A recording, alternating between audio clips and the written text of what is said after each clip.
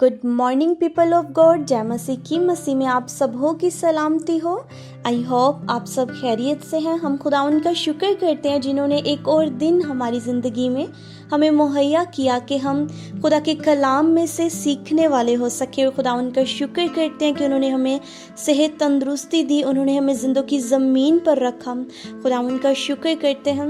और मेरा ईमान है कि हर रोज़ आप ख़ुद को खुदा के कलाम से भरते हैं, आप रोज़ ख़ुद को खुदा की रूह से मामूर करते हैं और रोज़ बरोज़ अपनी बुरी रविशों को, बुरी आदतों को जो हमें खुदा से दूर लेकर जाती हैं, आप हर रोज़ उनको अपने अंदर से एक एक करके डिस्कनेक्ट कर रहे हैं। हालेलुया।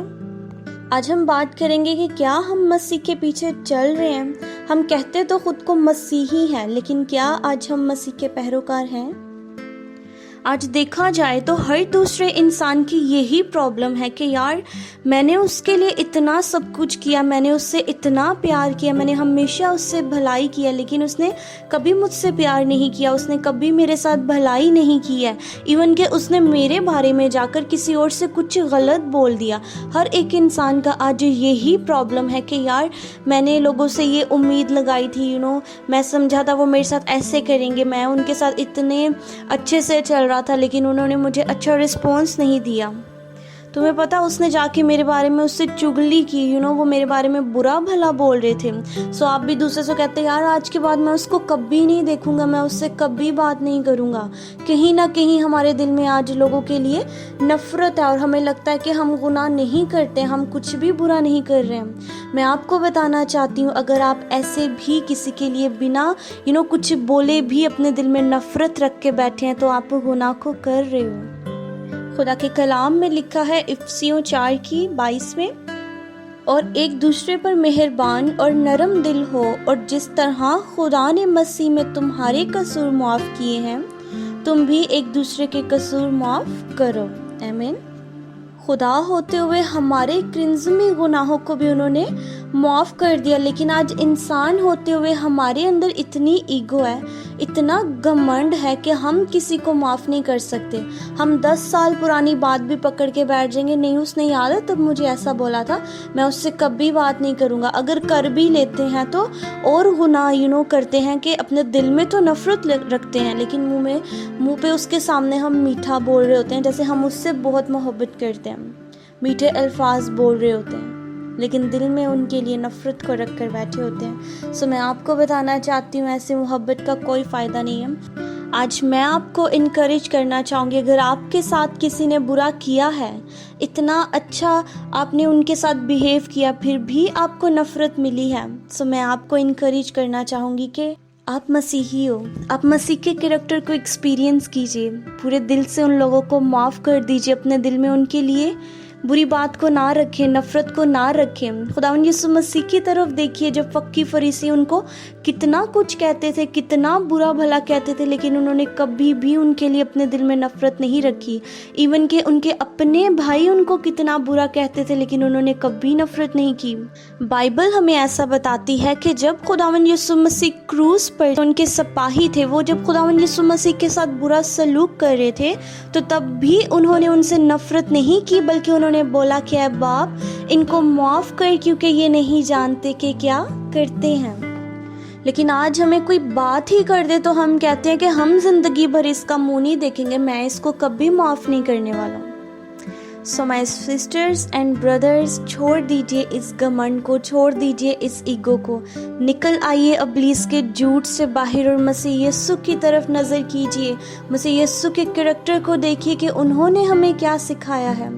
आज माफ़ कर दीजिए। अगर किसी के लिए आपके दिल में थोड़ी सी भी बुरी बात है, उनको माफ़ कर दीजिए, उनको बोलिए। अगर उनकी भी गलती है तो भी आप सॉरी बोलो, आप छोटे नहीं बनने वाले हो। एक सॉरी कहने से आप छोटे नहीं हो जाओगे, बल्कि आपका रिलेशन और स्ट्रॉन्ग हो जाएगा। हालेलुया। ऐसा करने से मसीह यीशु आपके अंदर दिखाई देगा और सामने आप भी जान पाएगा कि ये मसीह में अपनी ज़िंदगी को गुजार रहा है। हालेलुया।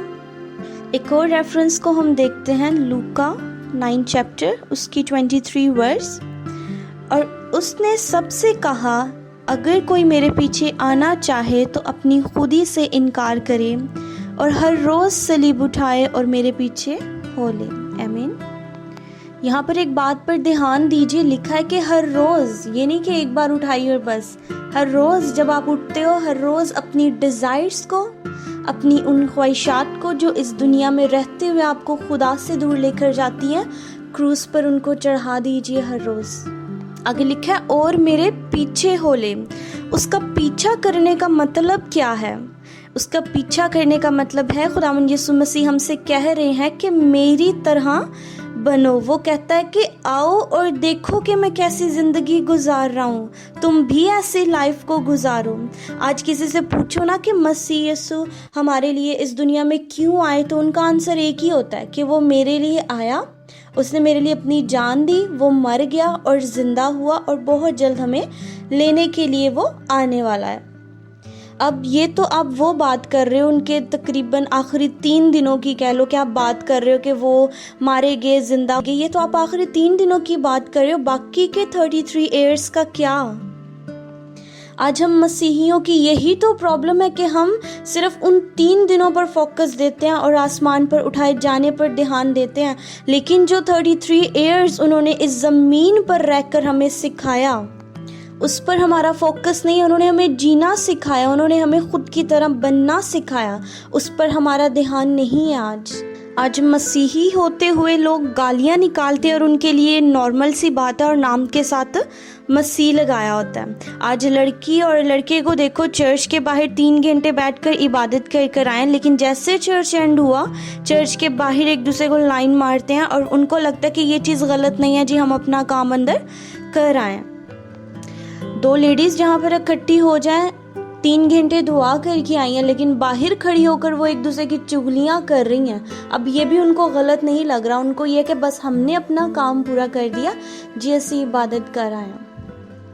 ये है आज की कलीसिया और हम कहते हैं कि जी हमने रैप्चर होना है, हमने उठाए जाना है जब मसीह यीशु ने आना है। कैसे रैप्चर होंगे हम जब हमारा कैरेक्टर ही मसीह की तरह नहीं है?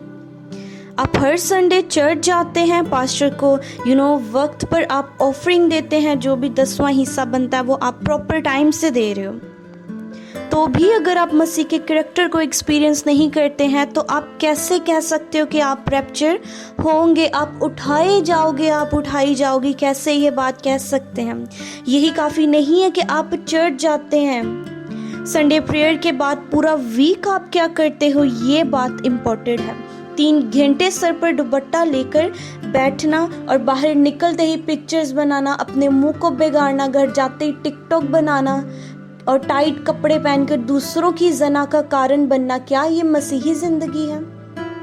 आज यूट्यूब भरा पड़ा हुआ है प्रीचर्स से, कोई कमी नहीं। आज बहुत हिकमत वाले लोग आज बैठे हुए हैं, बहुत मिरेकल करने वाले लोग यहाँ पर आज मौजूद हैं इस दुनिया में, लेकिन बाइबल बताती है कि उस दिन बथेरे कहेंगे कि मैंने तेरे नाम से नबूवत की है, मैंने तेरे नाम से बदरूहों को निकाला है। तब जीसस उनसे कहेंगे कि मेरी तुमसे वाकफियत ना थी। अब कौन है ये लोग जो आज खुदा के कलाम को तो जानते हैं पर खुद पर उसको अप्लाई नहीं करते हैं, नॉलेज तो रखते हैं पर अपने गुस्से पर, अपनी ज़ुबान पर कंट्रोल नहीं करते हैं, अपनी आँखों को, अपनी सोचों पर कंट्रोल नहीं रखते हैं। और ये बात मैं सबको नहीं कह रही, लेकिन मेजॉरिटी ऐसा है कि आज बाइबल तो पढ़ते हैं लेकिन इसलिए कि हमें रेवलेशन मिले ताकि हम इसको और लोगों तक पहुंचाएं, हम सबको बताएं कि हमें रेवलेशन मिला, लेकिन उस रेवलेशन को आप अपनी ज़िंदगी पर कब अप्लाई करोगे? खुदा ने आपको दिया है, आप पहले अपनी ज़िंदगी पर वर्क कीजिए, फिर किसी को सिखाइए, तो ज़िंदगियां तब्दील होंगी यीशु के नाम से। आज बाइबल को तो पढ़ते हैं लेकिन मसीह को जानना हम पसंद नहीं करते हैं। आज लोगों में बड़ा घमंड है कि मेरे पास बहुत नॉलेज है। मैं बताना चाहती हूँ कि इब्लीस के पास भी बहुत नॉलेज है, सारी बाइबल को वो जानता है पर उस पर अमल नहीं करता है वो। आज ध्यान कीजिए, अपनी ज़िंदगियों पर गौर कीजिए, क्या हम जो पढ़ते हैं, जो सुनते हैं, अपनी ज़िंदगी पर उसको अप्लाई कर रहे हैं, हम प्रैक्टिस कर रहे हैं? कहीं आज हम अपनी ज़िंदगी धोखे में तो नहीं गुजार रहे हैं? मेरे अजीज़ों, मैं आपको कहना चाहती हूँ ये एक गोल्डन टाइम है आपके पास। अगर आज आपने तैयारी ना की तो बहुत देर हो जाएगी। बहुत से लोग ये कहकर अपनी ज़िंदगी को गुजार रहे हैं, जी 2000 साल से सुनते आ रहे हैं कि मसीह यीशु आ रहा है, लेकिन आज वो वक्त है कि वो सच में आ रहा है। बहुत नज़दीक है वो वक्त जब वो अपनी दुल्हन को लेने के लिए आएगा। इस झूठ से निकल आइए बाहर के, बहुत वक्त है, वक्त नहीं है। आज तैयारी नहीं करेंगे तो कल को पछताने के अलावा और कुछ भी नहीं होगा। आप प्रेयर करते हो, आप रोज़ बाइबल को पढ़ते हो, आप हर संडे चर्च जाते हो, बहुत अच्छी बात है। मैं आपको बताना चाहती हूँ कि जो लोग समझते हैं कि चर्च जाने से बस इनफ, मेरा हो गया, मैं बच जाऊँगा, मैं उठाया जाऊँगा, मैं आपको बताना चाहती हूँ चर्चेज़ में आपको जस्ट खुदा के साथ चलने का उसके रास्ते का एक नक्शा दिया जाता है, लेकिन चलना आपको खुद ही है। आपको जस्ट एक मैप दिया जाता है, लेकिन आपको उस रास्ते पर अपनी सलीब को उठाकर खुद ही चलना है। आपका पास्टर आपकी सलीब को नहीं उठाएगा, आपको वहाँ पर मैप दिया जाता है। अब उस रास्ते पर चलना आपकी जिम्मेदारी है, और पूरा वीक आप उस पर किस तरह से चलते हो ये आप पर डिपेंड करता है। आज अपनी ज़िंदगियों में चेक कीजिए कि आपको खुदा के साथ कैसा रिलेशन है। मैं बात सिर्फ अटेंडेंस की नहीं कर रही कि रोज़ सुबह उठ के दुआ कर ली, हर संडे चर्च जा रही है। बात अटेंडेंस की नहीं हो रही, बात रिलेशन की हो रही है कि आपका खुदा के साथ कैसा रिलेशन है। आपको पता है रिलेशन का मतलब है कि आप दिन भर कोई भी काम करते हो, कोई भी बात करते हो, आपके माइंड में यही होता है कि कहीं ये बात खुदा को नाराज़ तो नहीं कर देगी, क्या कोई ऐसा काम तो नहीं मैं कर रहा जिससे खुदा ना खुश हो जाए। मैं आपको बताना चाहती हूँ जब आप उसके साथ एक रिलेशन में होंगे तो आप हर वक्त उसको, हर काम करने से पहले आप उसको याद करोगे, हर काम में आप उसको वेलकम करोगे कि yes Holi spirit let's go, हम इस काम को करते हैं। आप चलते फिरते उसको महसूस करोगे, आप चलते फिरते उससे बात कर लोगे। एक एग्जाम्पल के साथ समझाना चाहूँगी, उसके बाद मैं एंड करती हूँ। जैसे देखिए, तो इस दुनिया में आप किसी से बहुत मोहब्बत करते हो, for example husband and wife का रिलेशन है, तो वो कोई भी काम करने से पहले एक दूसरे से पूछेंगे, वो ध्यान रखेंगे कि मैं कोई ऐसी बात या ऐसा कोई काम ना करूँ जिससे ये नाराज़ हो जाए। आप एक दूसरे का ध्यान रखते हो।